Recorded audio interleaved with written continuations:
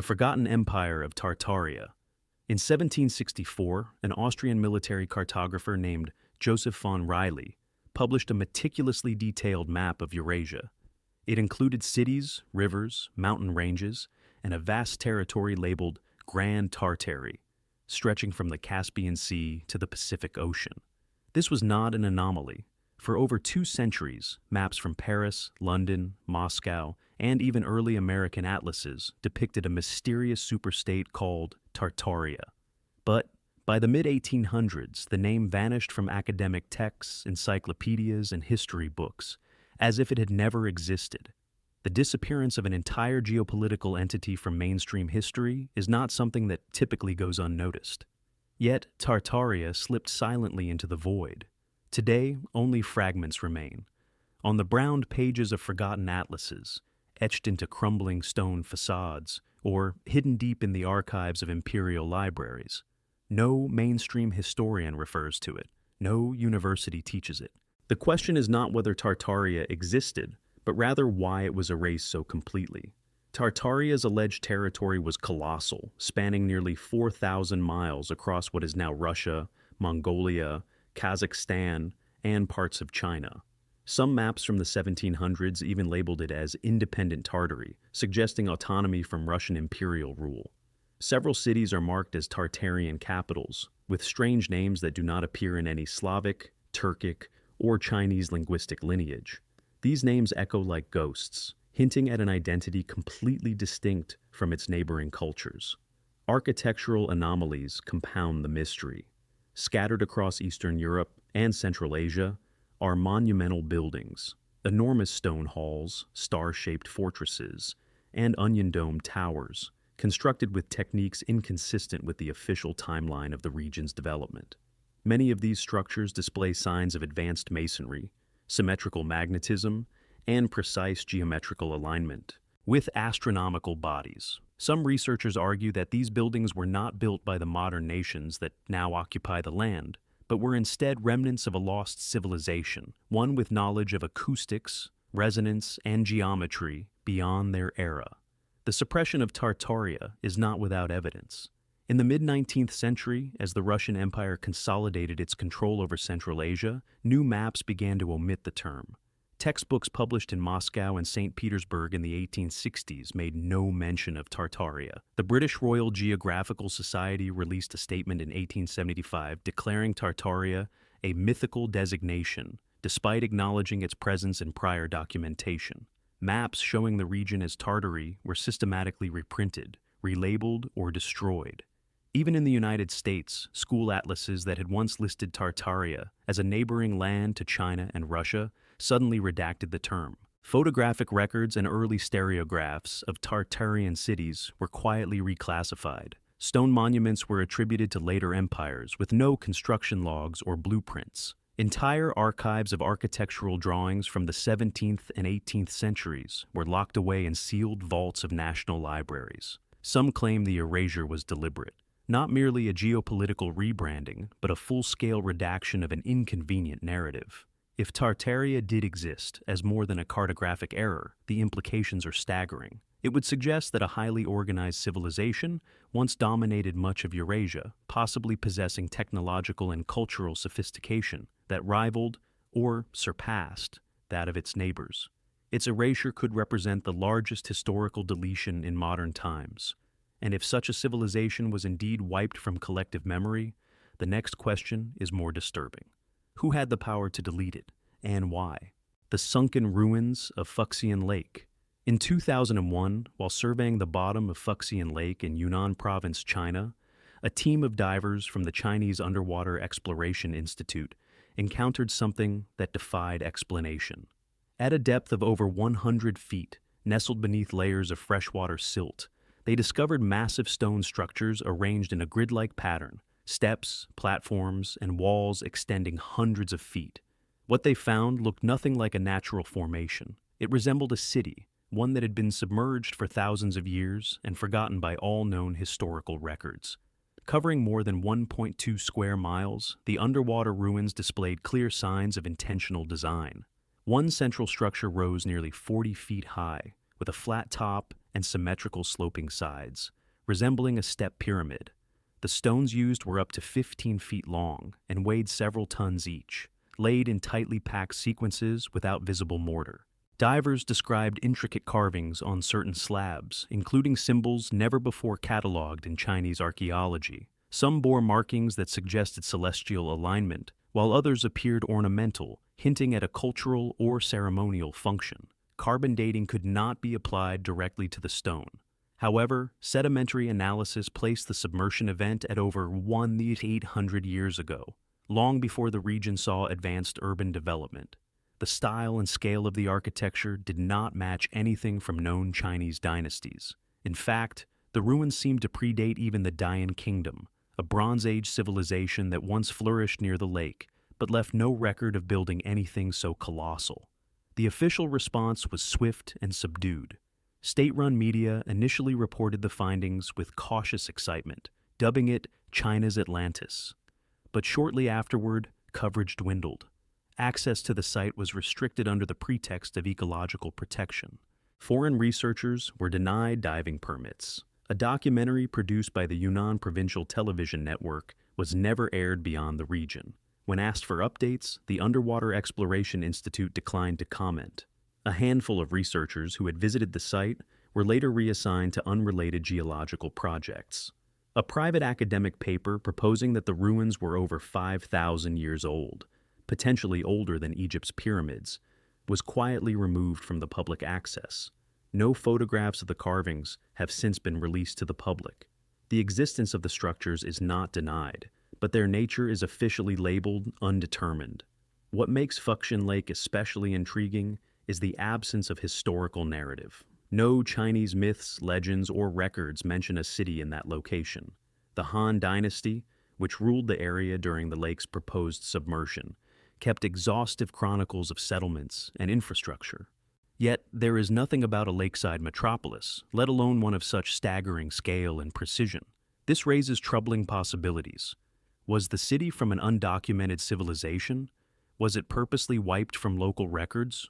Or, worse, was it never meant to be discovered at all? In the decades since the discovery, satellite imaging of Fuxian Lake has shown faint outlines of square geometries beneath the surface. However, current policy prohibits any form of excavation or disturbance. The ruins remain underwater, untouched, and officially unexplored. If the structures beneath Fuxian Lake truly represent a lost civilization, then a vast chapter of East Asian history has been buried, not just by sediment, but perhaps by intention. The hidden city of Nan Madol. In 1928, French ethnologist Paul Hambrouch arrived at the remote island of Pohnpei in Micronesia, drawn by tales of an ancient city built on the ocean itself. What he encountered defied not only logic, but the known capabilities of the island's indigenous population. Rising out of the shallow waters off Pohnpei's southeastern coast was a labyrinth of islets, canals, and monolithic ruins. A massive stone complex stretching nearly 1.5 square miles, constructed entirely on coral reef. This was Nan Madol, a city built on the sea, and to this day, no one can explain how it came to be. Constructed from more than 250 million pounds of prismatic basalt columns, many weighing over 10 tons and stretching 15 feet in length, the city consists of 92 artificial islets connected by narrow canals. These blocks were stacked like Lincoln logs to form temples, tombs, and walls over 25 feet high. No quarries exist on the island capable of producing such stone. Even more disturbing, the nearest source of these hexagonal basalt columns lies over 25 miles away across dense jungle and steep volcanic terrain. There are no roads, no carts, no draft animals. Oral histories provide no method for how the stones were transported. Locals tell of flying stones, said to have levitated into place under the guidance of sorcerers from a distant land. While such tales are dismissed by mainstream archaeology, no mechanical explanation has been proposed.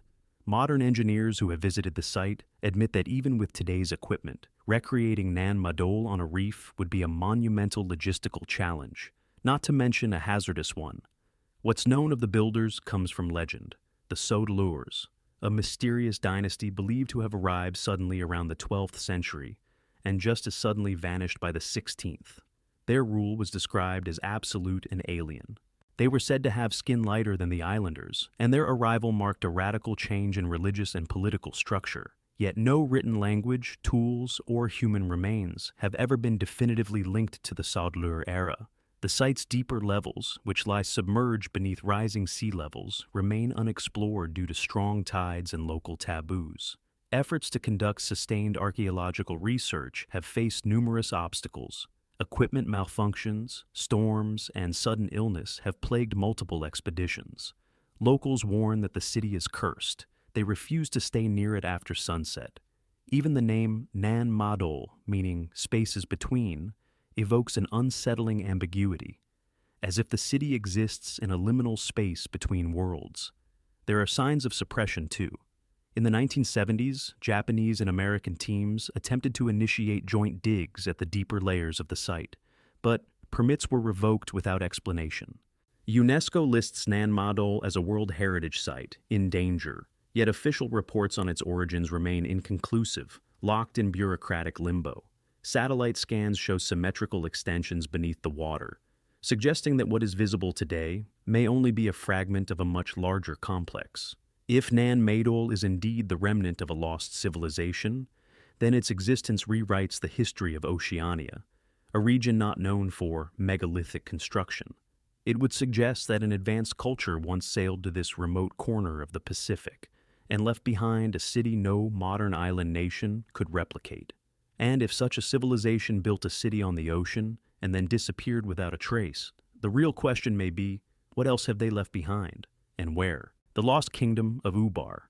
In 1992, a NASA satellite equipped with ground-penetrating radar detected unusual linear formations beneath the sands of Oman's Rub al-Khali, the largest continuous sand desert in the world. These formations, barely visible to the naked eye, resembled ancient trade routes radiating outward from a single point, a location long suspected to be the site of the legendary city of Ubar. Within months, an excavation team led by archaeologist Nicholas Clapp arrived on site. What they uncovered would challenge the boundaries between myth and history. Local Bedouin tribes had long spoken of Iram, the city of pillars, a place mentioned in the Quran as a prosperous but sinful civilization destroyed by divine wrath. Western explorers from the 19th century dismissed it as folklore, a desert mirage passed down through generations. But beneath the shifting dunes, the team unearthed collapsed walls, ancient well systems, and 8 limestone pillars, each rising over 30 feet tall. They found pottery shards, incense burners, and fragments of script that predated Islamic Arabia. This was not a myth. This was a city, and it had been buried for over 1,000 years. Archaeological analysis suggested Ubar thrived between 2800 BCE and 300 CE, serving as a crucial hub along the incense route that linked the Arabian Peninsula to the Mediterranean. At its height, Ubar likely controlled the regional trade in frankincense, a resin once more valuable than gold. The wealth it generated allowed for construction on a scale previously thought impossible in pre-Islamic Arabia. But something had gone catastrophically wrong. The city appeared to have collapsed into a massive limestone cavern beneath its foundations, a geological sinkhole triggered by centuries of overuse of its freshwater aquifers. Yet the sinkhole was curiously symmetrical, almost architectural in form. It resembled a hidden vault or an engineered space, with curved walls and segmented chambers. No one could determine whether it was a natural occurrence or an artificial substructure. The find was briefly hailed as one of the most important archaeological discoveries of the century. Media dubbed it Atlantis of the Sands. But soon after, interest waned. The excavation site was closed to foreign researchers. Satellite images of the region became harder to access. NASA's data was reclassified and removed from public databases. Reports from the excavation team were redacted in subsequent academic publications. Nicholas Clapp himself noted that his follow-up research proposals were repeatedly blocked, often without explanation. What followed was a rapid descent into obscurity. Museums that had agreed to display Ubar artifacts returned them to Omani authorities. Theories suggesting the city might be older than Sumer or tied to unknown cultural groups were dismissed as pseudoscience. The limestone sinkhole was quietly fenced off and designated a danger zone. Yet the evidence remains. A lost kingdom with advanced irrigation, monumental architecture, and cultural practices unlike any documented Arab civilization had existed and disappeared. The Quran's reference to a city like which was never created in the lands may not have been poetic hyperbole. Ubar had power, wealth, and influence, and then it was swallowed by the earth. If a civilization of such scale could fall through the cracks of history, forgotten by textbooks and covered by desert, how many more remain buried beneath our feet? The submerged city of Dwarka. In 2001, the National Institute of Ocean Technology of India was conducting sonar mapping along the Gulf of Khambhat, off the western coast of India, when their instruments picked up something impossible. Beneath 120 feet of water, spanning nearly 5 square miles, lay symmetrical stone structures, grid-like street patterns, and geometric foundations, unmistakably the remains of a sunken city. Divers sent to investigate retrieved carved stone blocks, fossilized wood, and shards of pottery. What they had discovered sent shockwaves through both the scientific and religious communities of India. The ruins of a city that appeared to match the description of Dwarka, the ancient capital of Lord Krishna, long believed to be a myth. According to the Mahabharata, one of India's oldest epics, Dwarka was a city built from crystal and gold, ruled by Krishna and protected by divine forces. It was said to have been destroyed by the sea after Krishna's death, sinking beneath the waves in a great cataclysm. For centuries, mainstream historians dismissed Dwarka as a symbolic city, a metaphor for moral decline. But the sonar images told another story. Recovered samples from the site were carbon dated by the National Geophysical Research Institute and returned a shocking result: between 7,500 and 9,000 years old. This timeline predates the Harappan civilization, India's first acknowledged urban culture, by over 4,000 years. If the dates were accurate, the underwater city could represent the oldest known civilization on Earth. The site's structures include long walls, straight roads, right-angled turns, and what appears to be a large step tank or reservoir, suggesting sophisticated urban planning. Some artifacts bear markings akin to early scripts, possibly predating the Indus Valley script itself. Fossilized bones of humans and animals were found near remnants of what might have been dwellings. And yet, all of this lies submerged under thick sediment, covered by millennia of ocean currents and time. Despite the monumental nature of the find, the Indian government issued only a brief acknowledgement. Media coverage was brief and vague. No significant excavation was funded, and foreign academic involvement was quietly discouraged. The official stance remains cautious. The site is listed as geologically interesting, but not formally identified as Dwarka. Independent researchers who attempted to correlate the Mahabharata's descriptions with sonar images found uncanny similarities, but their work was relegated to niche publications. Photographic and video documentation from the initial dive team was never released in full. Several researchers involved in the discovery later claimed they were pressured to refrain from discussing the implications in public forums. Some expressed frustration at the lack of institutional support to further investigate a site that could rewrite the prehistory of South Asia. The silence surrounding the underwater city of Dwarka is louder than any declaration.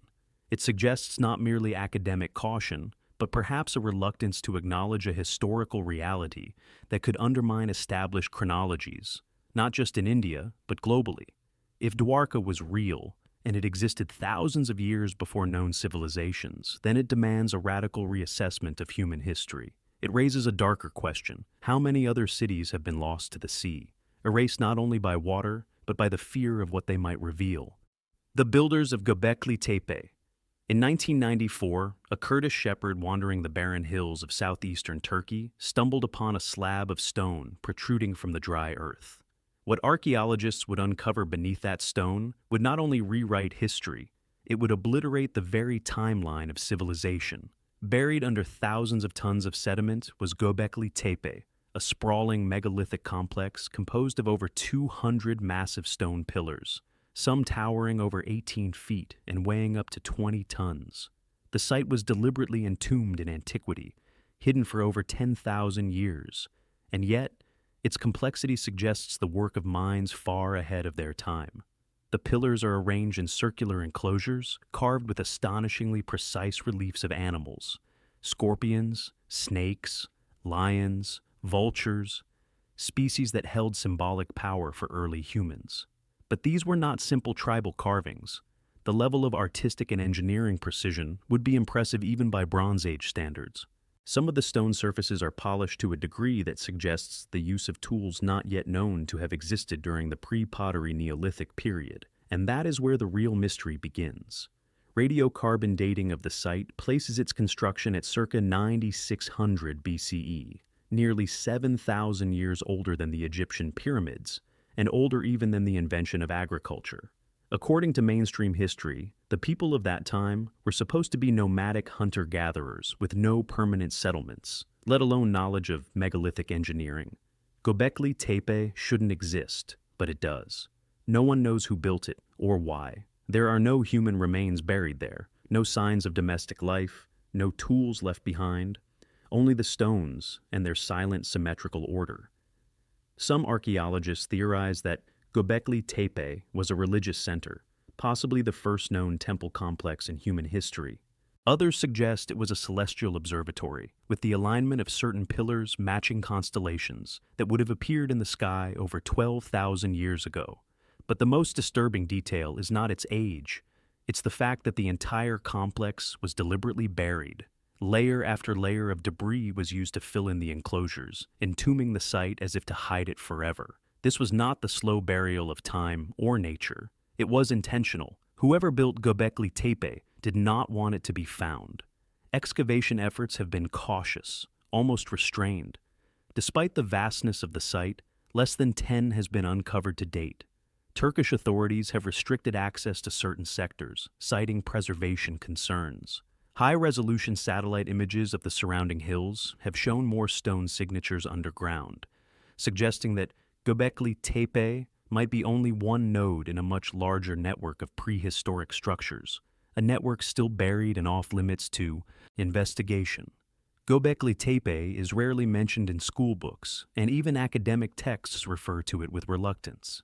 Its very existence challenges the core assumptions of human development, that agriculture came before architecture, that cities followed farming, and that civilization emerged gradually. But here lies proof of monumental construction before any of that began. If humanity was capable of such sophistication so early, then what exactly did we forget? What knowledge was lost when Göbekli Tepe was buried, and who wanted it buried in the first place? The Megaliths of Baalbek. In the Bekiya Valley of modern-day Lebanon, perched on a raised platform overlooking a long-forgotten trade route, stands one of the most baffling engineering enigmas in human history. The Roman temple complex of Baalbek is impressive in its own right, but beneath its stone columns and classical ruins lies something far older and far more disturbing. Massive megalithic blocks, some weighing more than 1,200 tons, form the foundation of the temple platform. One in particular, known as the Stone of the Pregnant Woman, measures over 70 feet long and is estimated to weigh 1,650 tons. For comparison, that's equivalent to the weight of over 3 fully loaded Boeing 747s, carved, transported, and positioned with such precision that even modern cranes would struggle to move them. The official narrative holds that the Romans built the temple in the 1st century CE, using these blocks as the foundation. But Roman records contain no mention of transporting or carving such stones. In fact, no ancient text mentions how the blocks arrived at the site. They appear as if they were always there, silent, immovable, and inexplicable. Geological studies confirm that the stones were quarried nearby, but moving them over uneven terrain without modern machinery remains an unsolved problem. Some researchers have suggested a system of rollers or sleds, but calculations show that friction alone would have rendered such methods impossible. Others point to levitation theories, involving lost acoustic or vibrational technologies, ideas met with derision by academic circles, yet still without an alternative explanation. The architectural mismatch is glaring. The megalithic base bears no stylistic resemblance to Roman design. The stones beneath are tightly fitted, some showing signs of erosion inconsistent with the structures built atop them. This suggests two different construction epochs, one forgotten, the other superimposed. In essence, the Romans may have simply built their temple on top of an existing, much older platform whose builders are unknown. Efforts to explore the substructure have been met with bureaucratic roadblocks. In the 1990s, a joint German-Lebanese archaeological team attempted to excavate deeper beneath the platform, but were halted by unexplained revocations of permits. The deepest chambers, thought to contain additional stones or perhaps access to lower levels, remain sealed. Government reports state the area is geologically unstable, though no independent geological survey has ever been published. In 2014, a team from the German Archaeological Institute announced they had found another block nearby, even larger than the stone of the pregnant woman. It remains in situ, partially buried. But beyond that announcement, there has been no major initiative to extract or study it further. The deeper issue is not just engineering, it's memory. There is no historical account of the builders of Baalbek's foundation, no names, no blueprints, no myths. A structure this large, one that would have taken hundreds of skilled workers, years of labor, and resources on a national scale, has left no trace in the historical record. If Baalbek's base was not Roman, then who built it? And if its purpose was something other than worship, what kind of force or knowledge required such an indestructible platform? The underground cities of Derinkuyu. In 1963, a man in the Nevşehir province of Turkey was renovating his basement when his sledgehammer punched through a wall, revealing a hidden tunnel behind it. That passageway led not to a forgotten storeroom or an old cellar, but to an entire underground city. The accidental discovery of Derinkuyu revealed a sprawling subterranean complex descending over 280 feet beneath the surface, with at least 18 levels, more than 600 entrances, and the capacity to house over 20,000 people. But the question remains, who built it and why? The city contains living quarters, food storage, ventilation shafts, wine presses, stables, and even a school. Massive circular stone doors, each weighing over 1,100 pounds, could be rolled in place to seal off corridors. Sophisticated air circulation systems supplied breathable air even at the deepest levels, and wells were dug to access fresh water without exposing inhabitants to the surface. Everything about Derinkuyu suggests it was not a crude refuge, but a carefully engineered, long-term living environment designed for survival. There is no record in Ottoman, Byzantine, or even early Christian history that details the construction of Derinkuyu. Local folklore attributes the underground cities of Cappadocia to supernatural beings or ancient giants. The oldest known mention of underground refuges in the region comes from the Greek historian Xenophon, writing in the 4th century BCE, who vaguely referred to people who lived underground in Anatolia. But that's centuries after the structures were likely built. Archaeologists have speculated that Derinkuyu was constructed during the Hittite Empire around 1500 BCE to escape invasion, but the scale and complexity of the tunnels far exceed anything else from that period.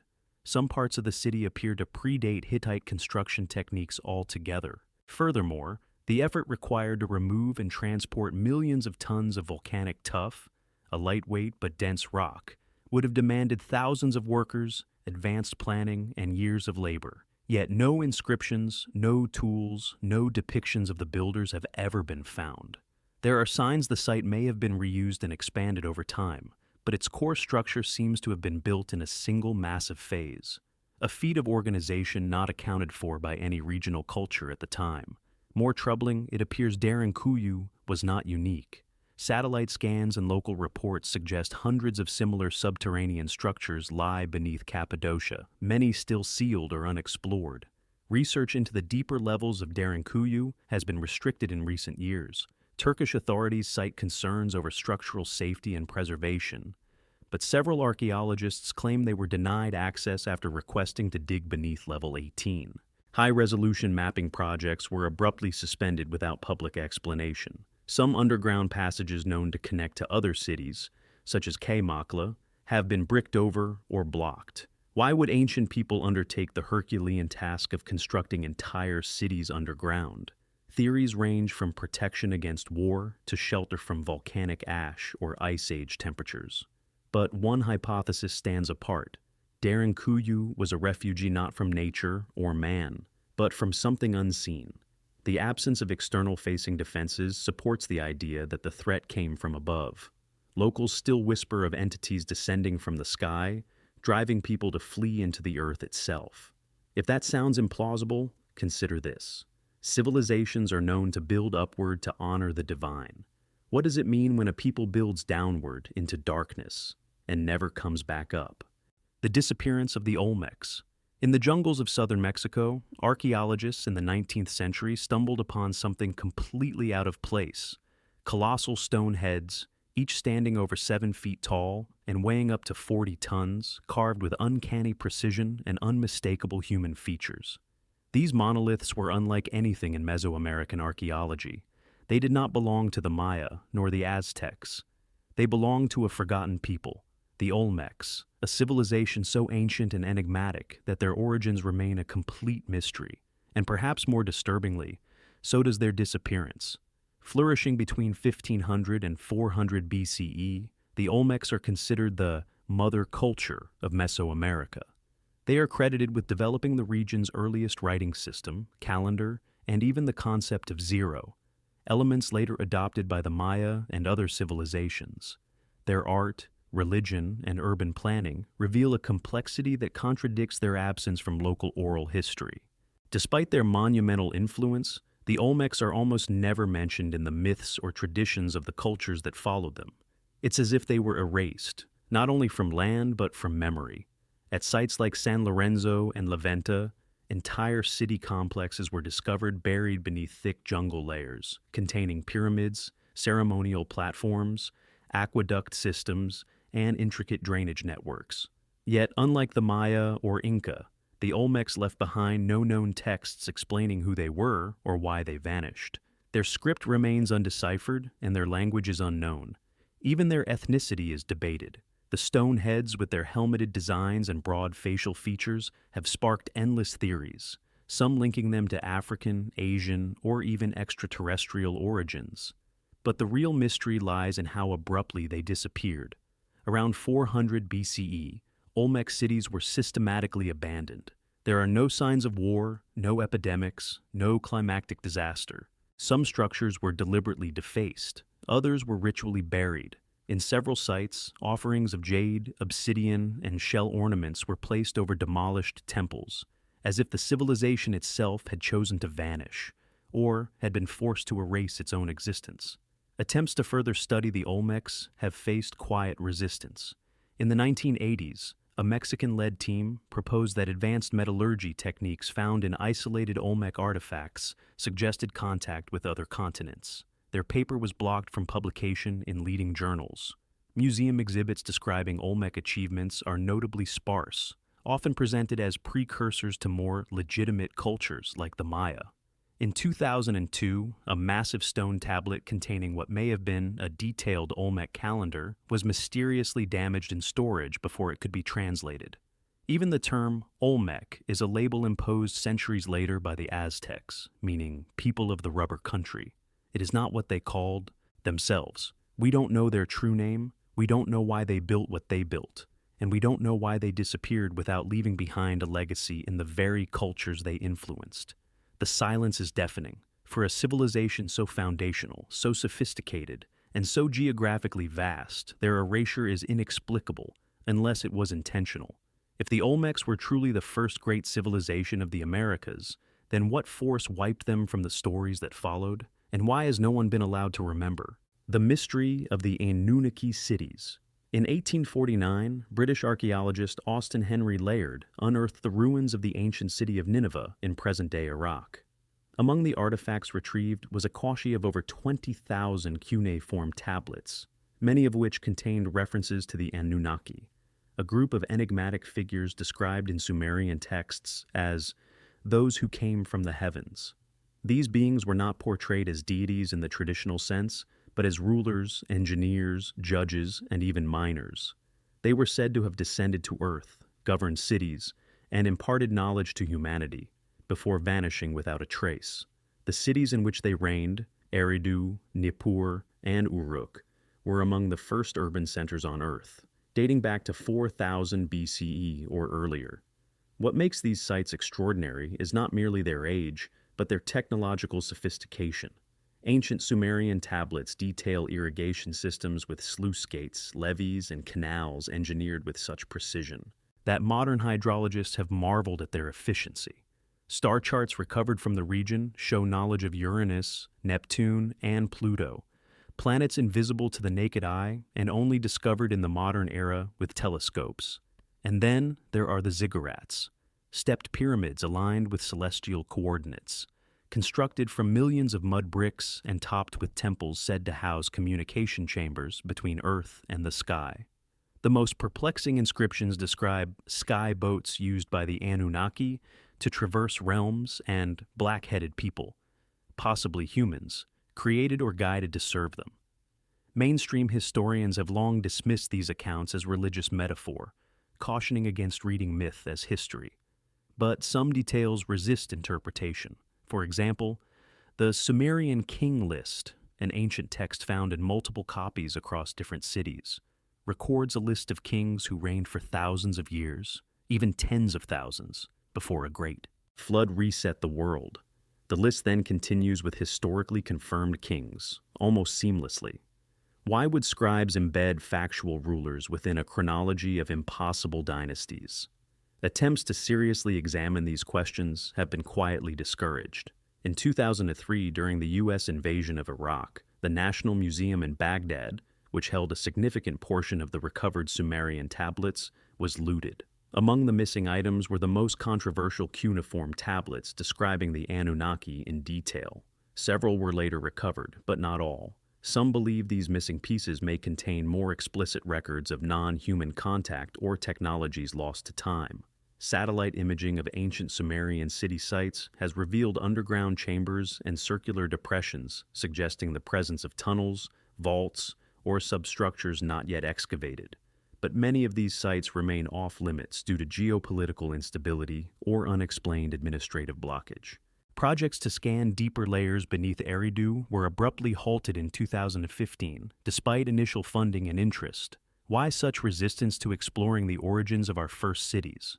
Why are the Anunnaki, beings described not just in Sumer, but also echoed in Babylonian, Assyrian, and Akkadian records, consistently written off as mythology when other ancient figures are granted historical consideration? If the Anunnaki were real, their disappearance may not have been a matter of death, but of departure. And if they were never truly gods, but something else, something we once knew how to recognize, then perhaps what we call mythology is only the residue of memory. And if those memories were erased or buried, the question remains, who benefits from our forgetting? Conclusion. Across the deserts, beneath the oceans, and buried in layers of forgotten soil, these 10 civilizations offer more than mystery. They offer a mirror. Each ruin, each submerged street and carved pillar is a reflection of what humanity once was, and what it might have been. Not primitive, not linear, but brilliant in ways we're only beginning to recognize. The remnants of Tartaria, the submerged city beneath Fuxian Lake, the precision of Göbekli Tepe, the engineering marvels of Baalbek. These are not just curiosities. They are chapters of human creativity written in stone, water, and silence. They speak of civilizations that measured the stars, understood resonance and material science, and built not for decades, but for millennia. More than lost knowledge, these civilizations embody lost perspectives, alternative ways of organizing life, time, and meaning. They remind us that the modern narrative of progress is not the only one, that there have been other paths, equally profound, that merge myth with engineering, spirit with structure, geometry with ritual. Paths we barely remember. The true tragedy is not that these cultures disappeared, but that their insights have not been integrated into how we define ourselves today. Their ruins could have been seeds, launching points for innovation, sustainability, or a deeper relationship with the natural world. Instead, they remain isolated, categorized, and misunderstood. Yet their presence persists, their cities still exist, their mysteries still challenge us, their questions still echo. They do not demand worship or certainty. They ask for curiosity, for humility, for the courage to admit that we do not yet know the full story of our species. Because if humanity has built like this before, With this precision, this vision, this daring, then the past is not behind us. It is ahead, calling us to rediscover what we once knew and to carry it forward. The ruins do not mourn, they wait.